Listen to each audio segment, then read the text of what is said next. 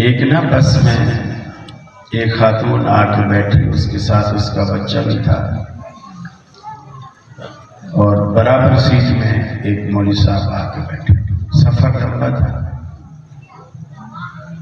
تو تھوڑی دیر بعد عورت نے اپنے پرس میں سے ایک ڈبہ نکالا، اس کو کھولا، بچے سے کہا کہ یہ دیسی گھی میں حلوہ بنا کے لائی ہوں، کھانا۔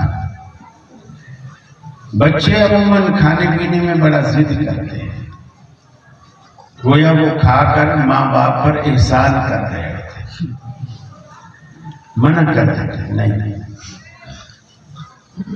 تو ماں نے کہا بیٹا دیکھ، اگر تو نہیں کھائے گا نا، یہ جو برابر سیٹ میں مولوی صاحب بیٹھے ہیں نا، میں پھر ان کو دے دوں گی۔ اب مولوی صاحب کو بھی آواز جا رہی ہے، وہ بھی دل میں کہہ رہے اللہ کرے بچہ مانے ہی نہ۔